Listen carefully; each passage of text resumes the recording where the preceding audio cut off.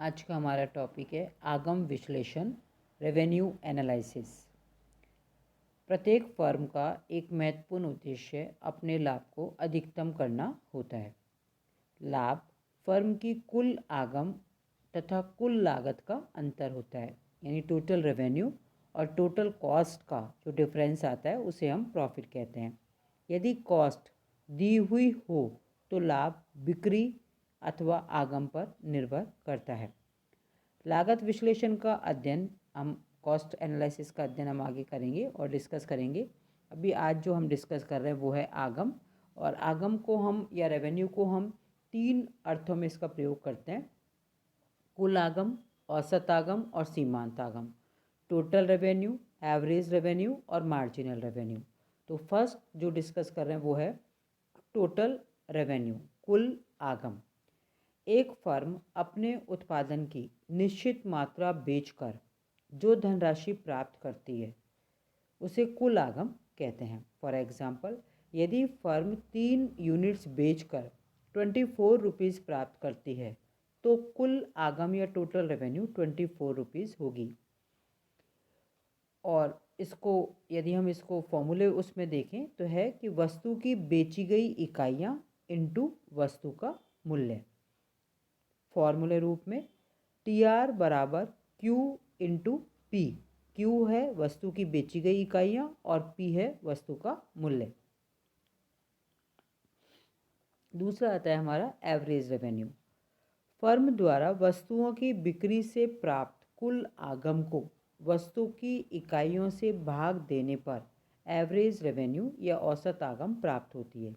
यानी फॉर्मूले फॉर्म में औसत आगम बराबर कुल आगम डिवाइडेड बाय वस्तु की बेची गई इकाइयाँ, यानी AR बराबर TR divided by Q। Q है वस्तु की बेची गई इकाइयाँ। अब यहाँ हमने एक टेबल शो कर रखी है। उस टेबल में उत्पादन की मात्रा है, वस्तु का मूल्य, TR, AR और MR। तो कॉलम 3 में कॉलम 1 का भाग देने पर औसत आगम प्राप्त होती है।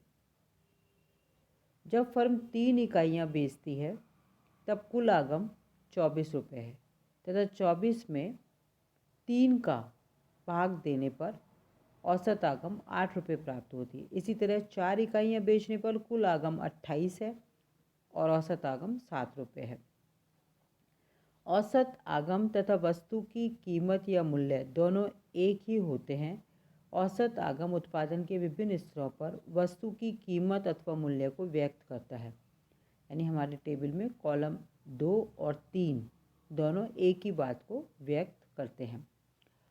औसत आगम रेखा फर्म के लिए वस्तु की मांग रेखा होती है, यानी जो एवरेज रेवेन्यू लाइन होती है वो फर्म के लिए वस्तु की डिमांड लाइन होती है। डिमांड लाइन वस्तु की मांगी जाने वाली मात्रा और मूल्य के मध्य संबंध को बतलाती है।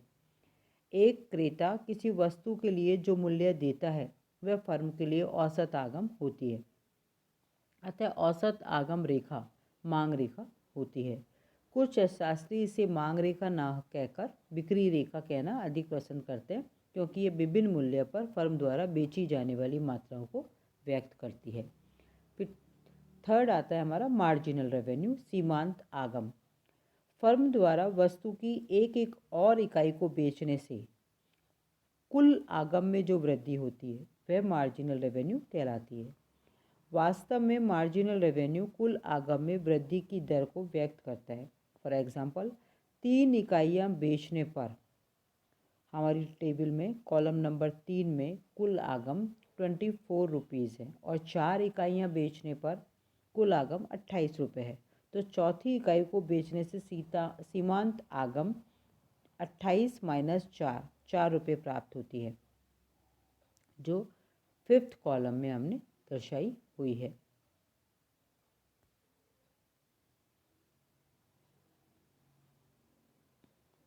इसे हम फॉर्मूले में भी लिख सकते हैं। MR बराबर TRN माइनस TRN माइनस 1।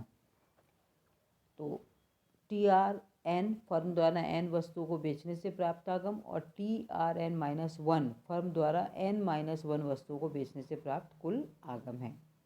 अब नेक्स्ट हमारा आता है कि AR तथा MR कर्व में संबंध। तो AR और MR कर्व में संबंध हम मार्केट या बाजार की विभिन्न स्थितियों में देखेंगे। तो पहला पॉइंट है हमारा पूर्ण प्रतियोगिता में औसत एवं सीमांत आगम के बीच संबंध। पूर्ण प्रतियोगिता में AR वक्र OX अक्ष के समानांतर एक सरल रेखा होती है तथा MR भी इसी के अनुरूप होता है।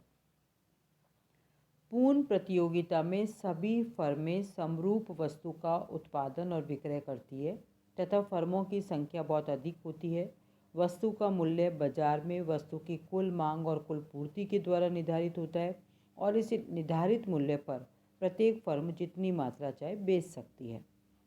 तो इसमें रेखाचित्र फर्स्ट में हमने वस्तु का मूल्य कुल मांग वक्र DD और कुल पूर्ति वक्र SS के संतुलन E बिंदु पर OP निर्धारित हुआ है। इस OP मूल्य पर प्रत्येक फर्म चाहे जितनी मात्रा बेच सकती है, अतः OP प्रत्येक फर्म का औसत आगम है जो पूर्ण लोचदार है तथा OX अक्ष के समानांतर एक सरल रेखा में दिखाया गया है। इसी के अनुसार फर्म का MR वक्र भी है और जहां उत्पादन के प्रत्येक स्तर पर औसत आगम और सीमांत आगम 10 रुपये पर स्थिर रहते हैं। तो यहाँ पूर्ण प्रतियोगिता में AR और MR OX अक्ष के समानांतर होते हैं। ये हमने मेमोरी में रखना है। जब और हम पूर्ण प्रतियोगिता वाला चैप्टर पढ़ेंगे तो इस चीज़ को और अधिक अपन क्लियर कर सकते हैं।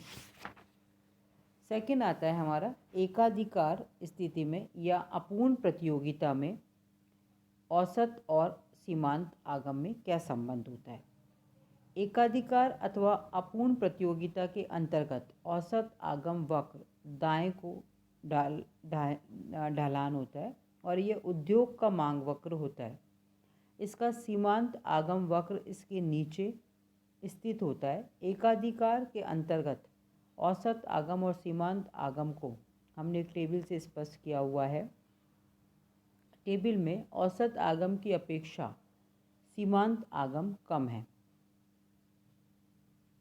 क्योंकि वस्तु की मांग दी हुई होने पर एकाधिकारी वस्तु का मूल्य कम करके ही अपनी बिक्री को बढ़ा सकता है। इससे सीमांत आगम भी कम हो जाता है तथा सीमांत आगम के कम होने की दर औसत आगम में कमी की दर से अधिक होती है। इसको हम रेखाचित्र की सहायता से भी समझा सकते हैं कि यदि AR और MR वक्र दोनों गिरती हुई सीधी रेखाएं होती हैं तो AR रेखा के किसी बिंदु से OY अक्ष पर डाले गए लंब को MR रेखा उसके मध्य से काटती है।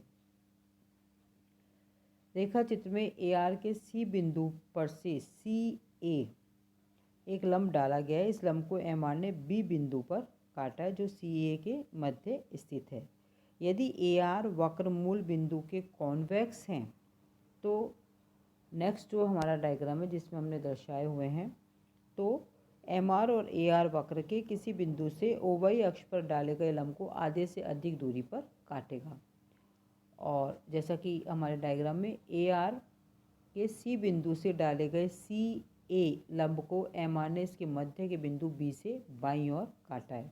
और यदि AR वक्र मूल बिंदु के कॉनकेव है तो MR वक्र OY अक्ष पर डाले गए लंब को आधे से कम दूरी पर काटेगा, जैसा कि हमारे नेक्स्ट चित्र में दर्शाया गया है।